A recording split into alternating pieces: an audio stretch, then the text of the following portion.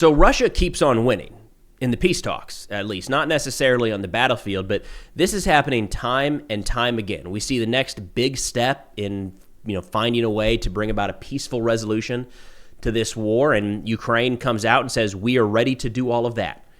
And then we see that Russia actually gets everything they want, or at least mostly trending in their direction, and Ukraine is left waving in the wind, wondering why none of their partners actually followed through on those threats that they previously made. I mean, you can apply that exact same outcome to any number of these peace talks over the course of the last 4 months. It has got to be exhausting for Ukraine at this point. I mean, they've got to be left wondering, what else do you want us to do here other than just completely surrender? But personally, looking at how this is playing out, it looks to me like the United States continues to set the stage to just walk away entirely from Ukraine and say, this is not anything we're going to deal with going forward. We have too many other priorities around the world. You guys figured out, we tried, nothing more we can do.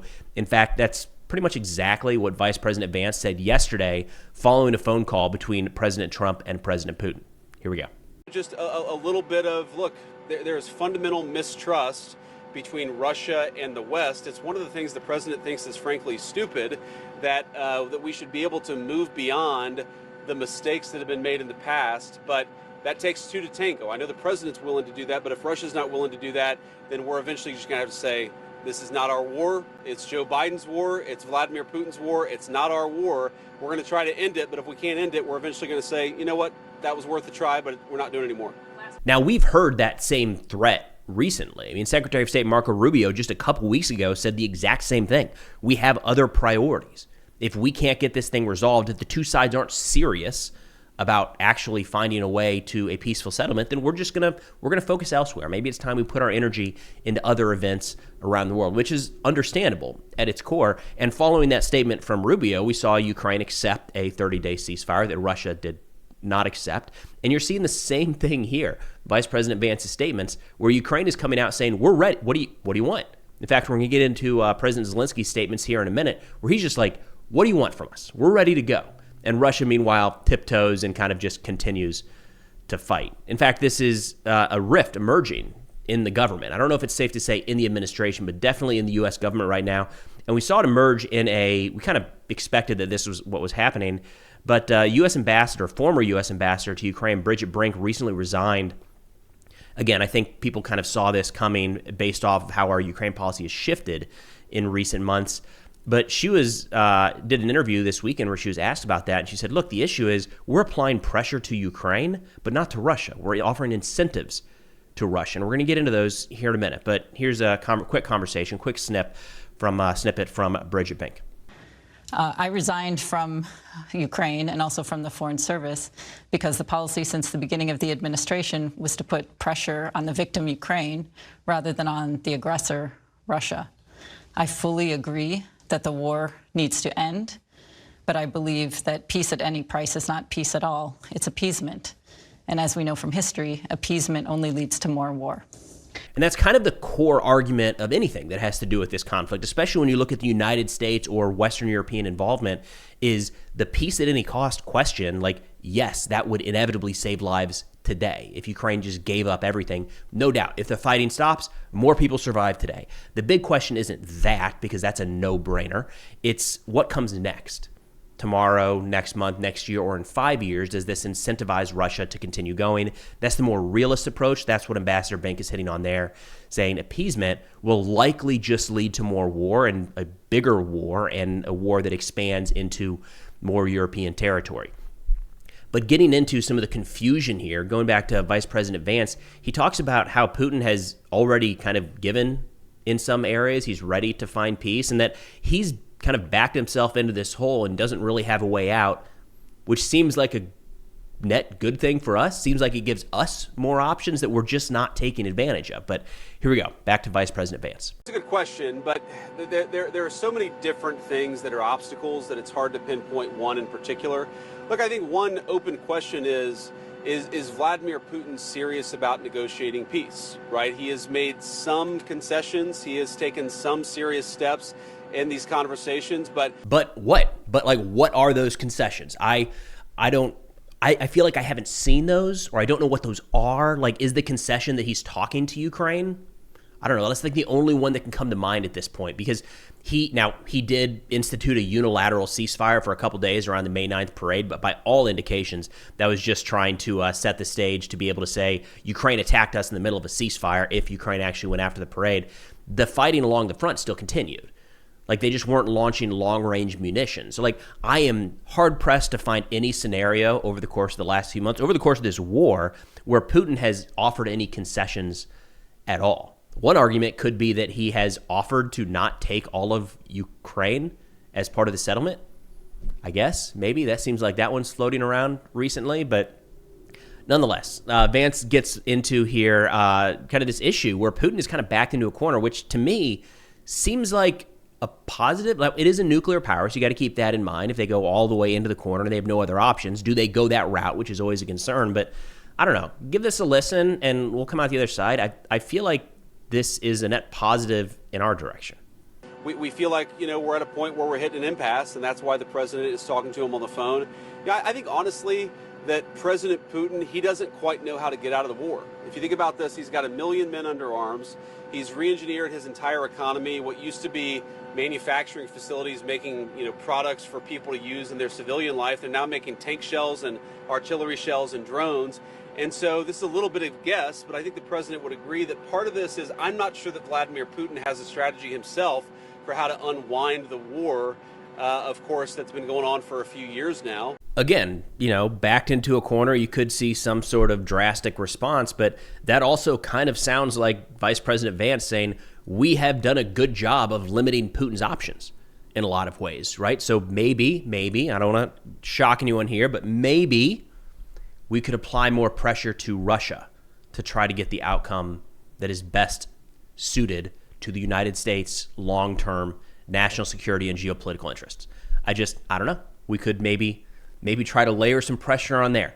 But that doesn't seem to be the direction we're going. So jumping into this call between President Trump and President Putin, it really seems focused on incentivizing Russia and maybe even opening up trade agreements in the near future. I'm going to pick apart parts of this because it was a really long statement, but in a Truth Social post, Trump said, quote, "Just completed my 2-hour call with President Vladimir Putin of Russia. I believe it went very well. Russia and Ukraine will immediately start negotiations towards a ceasefire and, more importantly, an end of the war.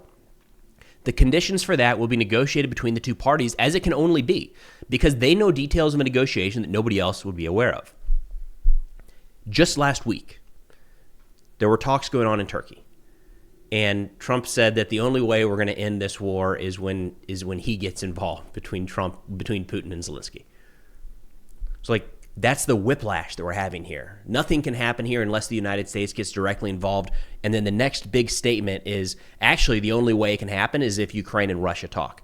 And mind you, again, just the frustration here that I feel like Ukraine has to be pulling their hair out is Zelensky last week said, great, let's meet, Putin, you and me. Let's do it. Didn't happen. Putin decided not to go, said he'd send his lower delegations. And less than a week later, we have President Trump saying the only way to do it is for those two to get together. They could have last week. Could at any point. And that's, you're going to see Zelensky's point throughout this in his statement saying, like, whenever Putin wants to meet, we can do this. Like, he says, Russia wants to do large-scale trade with the United States when this catastrophic bloodbath is over, and I agree. There's a tremendous opportunity for Russia to create massive amounts of jobs and wealth. Its potential is unlimited. Likewise, Ukraine can be a great beneficiary on trade, the process of rebuilding its country.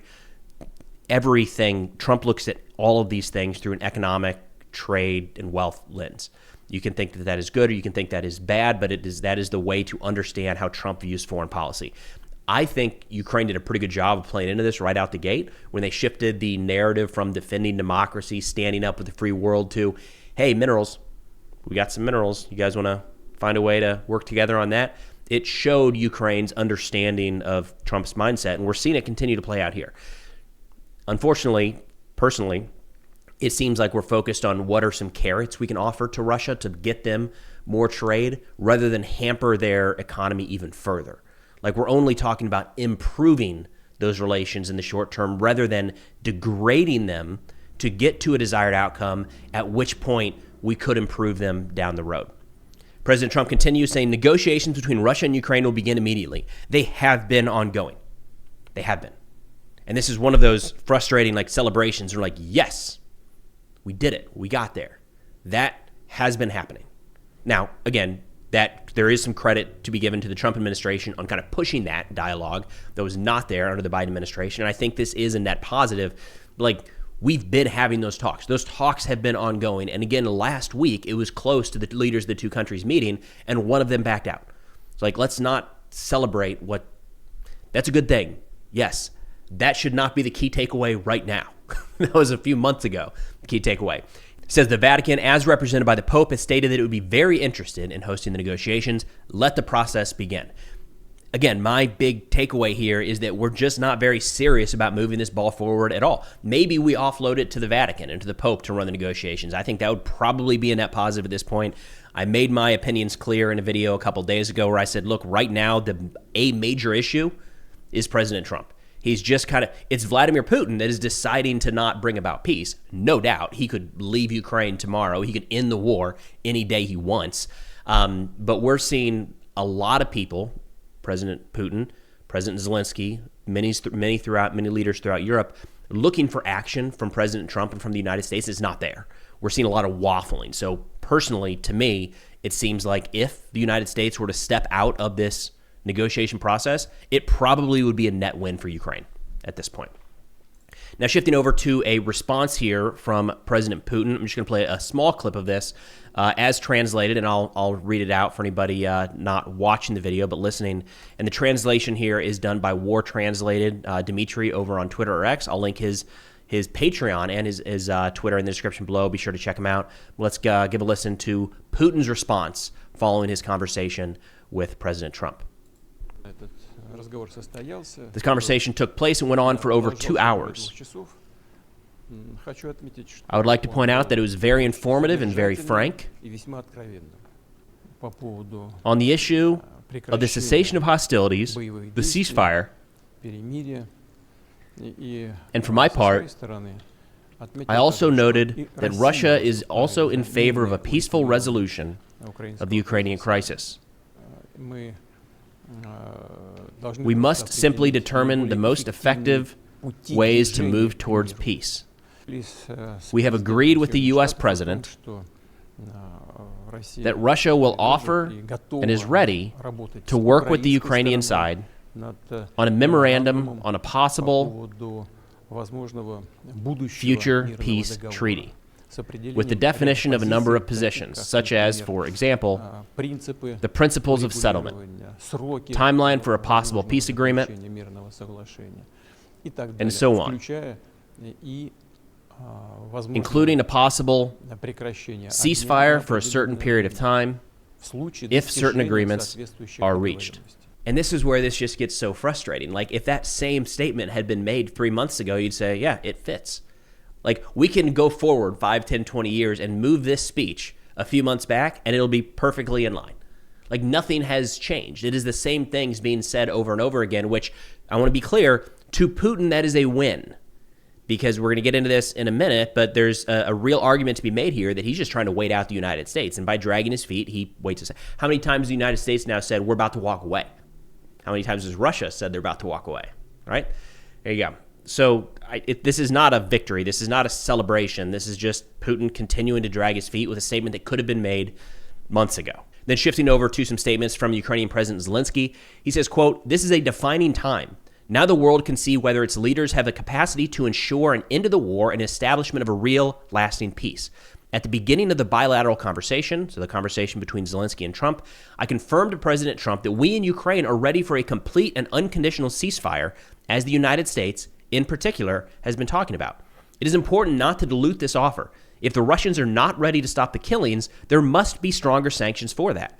Pressure on Russia will encourage it to make a real deal, real peace. This is obvious to everyone in the world." I think it is. I mean, right at the beginning of this new administration, there was a view that, hey, we haven't really tried, the carrot option, the incentives for Russia since this war began. Maybe we give that a go and see if it works. And listen, I'm open to alternative ideas, but at this point, I think it's pretty clear to anybody following this conflict that the one lever we haven't pulled is additional pressure on Russia. That's not hidden anymore. Everybody can see that. And Zelensky's pointing that out here as well. Zelensky says if Russia does not stop the killings, if it does not release prisoners and hostages, if Putin puts forward unrealistic conditions, then this will mean that Russia continues to drag out the war and deserves that Europe, America, and the whole world behave accordingly, including responding with additional sanctions. Russia must end the war that it started, and it can do so any day. Ukraine is always ready for peace. So just in these brief interactions, think about the stark contrast we're seeing here where Ukraine, once again, is saying, what do you want from us? We just want peace. We can't stop fighting because it would give up, they'd give up their sovereignty and lose part of their country and many of their countrymen in some of these occupied territories. What do you want? How can we get there? Meanwhile, Russia continues, no surprise, to drag their feet. Now, President Trump was asked about this call and, do you actually think Putin is serious about peace? Following this conversation, let's give that a listen. You mentioned that you believe Putin wants peace, but he just attacked Ukraine yesterday. So what makes you think that he wants peace? Well, he's in a war, nobody said don't. They're fighting, they're attacking each other, and people are dying all the time. He's in a war, he's fighting a war. Nobody said he was going to stop. I think, is it terrible? Yeah, it's terrible. I think it's terrible. Can you bring up President Biden? President Biden was diagnosed. So Trump did. Trump is the one who previously said, stop firing missiles. The ceasefire, that's what a ceasefire would be, is stopping of the fighting. That's the point here. And it is a ceasefire that the United States has pushed forward. So this isn't some kind of rogue Ukrainian idea that's been out there. It's the United States. And at a different point, key European leaders, and at different points, Ukraine. That is the stopping of the fighting that we're looking for as some sort of just nod in the direction that there might actually be an interest in peace. Because, again, we continue to tiptoe around this, and the U.S. government continues to tiptoe around this. There's no indication that Putin actually wants a peaceful settlement on anything but his total terms. And by that, I mean all of the issues that have been raised, no Ukraine in NATO, no Ukraine in the European Union, which the United States has already taken the NATO option off the table, it does seem, but also the stopping of any military buildup in Ukraine, handing over Ukrainian territory that they have not yet taken, which is just completely off the table. In fact, that's something that President Zelensky hit on in some statements yesterday, and I'm going to show some poll numbers here in a second, or talk through some poll numbers to give you an idea of just how absolutely unpopular this idea is. But first, President Zelensky on some of these asks being made by Russia in the ceasefire settlement. Let's give that a listen, and I'll read the portion here in English as well. No one will surrender our troops. No one will withdraw our troops from our territories. It is my constitutional duty. It is the duty of our military to protect the sovereignty and territorial integrity of Ukraine. Yes, there are currently temporarily occupied territories due to the aggression of such a large country. And that's been one of the key components of Russia's demands as of late is, again, they continue to ramp up the demands as well. So it's not just ceasefire, sure, and let's talk. It's give us those territories. Kherson, Zaporozhye, Kherson, and Donetsk. You have to remove Ukrainian troops from the areas that we haven't yet taken. And I thought it was worth looking into that a little bit further to see, what's the sentiment there? Because we have seen a change in these polls over the years where if you go to the day of the invasion or the weeks following the invasion to more recent, you are seeing a small but a trend towards we got to find a way to end the war based on different terms. So it's not an all-out, we're going to fight to the death sentiment across Ukraine, no doubt. But looking at this one, there was a poll conducted by the Razumkov Center. My apologies for the pronunciation there, where they said that overall, and this was in March, so it was a couple months ago, but the battlefield largely has not been that drastically changed since March 2025. They said 78% of respondents are against the complete withdrawal of the Ukrainian army from Donetsk, Luhansk, Zaporozhye, and Kherson. 78% against that policy. So this is not some 50-50 thing or a minority position in Ukraine and President Zelensky is hanging on to the extreme stance. President Zelensky's stance are directly in line with that of the population. It would be weird if he had a different view than this. That would be surprising in a lot of ways. Now, I know some people will look at this and say, well, you've got all these people in the western portion of the country in Kyiv that are just, they're not feeling the effects as much as the people in the east, so maybe they're willing to fight for longer because it's not as much of a pain on them as it is to the people in and around some of those occupied territories. But when they shift this poll out east in Ukraine, they do break this out by east, west, central, and south Ukraine. 71.9% of respondents from the east of Ukraine are against the full withdrawal of Ukrainian troops from those territories. Now, of course, those aren't people in the occupied territories because you're not able to pull them. But people closer to the front, to include some living in those areas, are saying, no, 72% opposed to that sort of agreement. So President Zelensky's stance that, no, we absolutely cannot give up that territory that you have not taken is the stance across Ukraine.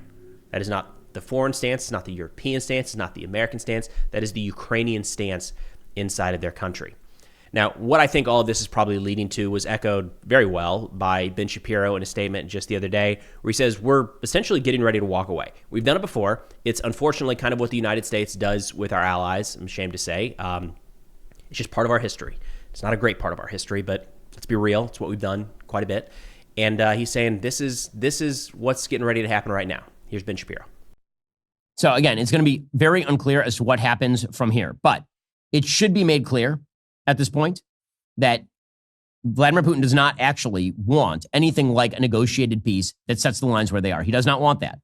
Vladimir Putin believes the United States will eventually walk away. And hell, if you were Vladimir Putin, you'd probably believe that too. The United States has, over the course of the last 20 years, walked away from the Kurds, the Afghans, the people of Hong Kong, and now maybe the people of Ukraine. So why wouldn't they? I mean, really, like that is the game that Vladimir Putin is playing. He's playing the long game here. The United States is going to have to play a similarly long game if we actually wish for Vladimir Putin not to take over the entirety of Ukraine. A quick note, I've had people say that I look and or sound like Ben Shapiro. I don't see it or hear it at all. Like not even a little bit. So I don't know. I'm not a regular listener of his show. I kind of just tune in on the internet to find out when he's talking about subjects like this that I think are interesting. But yeah, I don't know where that's coming from. Now, I think he's in Tennessee at least, so we're somewhat neighbors, right? I'm in Murfreesboro. I think the Daily Wire's up in Nashville, or at least at one point it was. So anyways, when looking at this argument that the United States is getting ready to walk away, I think it's worth noting when we start to see certain statements from key politicians kind of laying the groundwork to, again, throw the hands up in the air, say there's nothing we can do. We've tried all we can. And listen, the Russian perspective is actually, it makes a lot of sense. I kind of get what they're saying, which you wouldn't normally expect to hear from U.S. lawmakers, but we do from time to time, including just yesterday, I believe it was, from Senator Tommy Tuberville of Alabama. Here, give this a listen and think about how this is kind of setting the stage for the United States to say, this isn't our mess. We're just going to walk away entirely. But Vladimir Putin now is gone. He's to the point where he's taken so much land, he's making so much progress. Why would he make a deal? He has got the cards in his hand. Biden had the cards in his hand very early, but now we've lost all the cards. And Vladimir Putin is going to want a lot from the Ukrainians. He's going to want a lot in terms of land, the things that are going on there in terms of possibly even Odessa. He's going to want Crimea, but he's going to want NATO to stay away from his borders. Now, I can't blame him for that. 100%, we don't need to be on their borders, and he's asked that for years. So, I mean, those are the kind of statements you pick up on Russia Today and across Russian Telegram channels, right? It's laying out the Russian perspective of why they're in the right, why they are going to succeed, and why the West is wrong, why the United States is wrong in all of this. So when you start to see those statements entering or even spreading within the U.S. government, you have to think, what is that for? What is the purpose? And I think in this case, it's probably to facilitate the U.S. moving away entirely. Now, I'm not the only one noticing that. Of course, we have Ben Shapiro, but going back to Ambassador Brink talking about something very similar, where she talks about why she resigned from her role as the ambassador of Ukraine. And she said, it's this. It's we're choosing the wrong side, and we saw the writing on the wall, and it's getting worse. And our policy towards Ukraine is to put bluntly not the right policy. But here it is in Ambassador Brink's words. Well, I would say it wasn't a hasty, rash decision. It was one that I took over the first 3 months of the administration. But the first sign was the Oval Office meeting. In February. Between President Trump and President Zelensky. Yes, where I saw that our approach is to put pressure on Ukraine and not pressure on Russia. So we'll see. Big picture, it does not seem like anything has changed in the last few days. The last week or so of peace talks, they were kind of hyped up. Remember, the Ukrainians and the Russians, they're actually going to meet in Turkey. We'll see what happens there. Not much really came out of that. Maybe we'll get a big POW release that possibly is still in the works, which would be great. But no movement towards a ceasefire, no movement towards a peace deal. Phone call between Trump and Zelensky, phone call between Trump and Putin, no movement, like at all. It's got to be so incredibly frustrating for Ukraine, where they have no option but to continue to try to fight and survive. And Russia, by dragging it out, just kind of gets what they want. We'll see. Personal opinion, again, it does seem like we're trying to set the stage to walk away from this entirely and say we gave it our best shot. What do you want from us?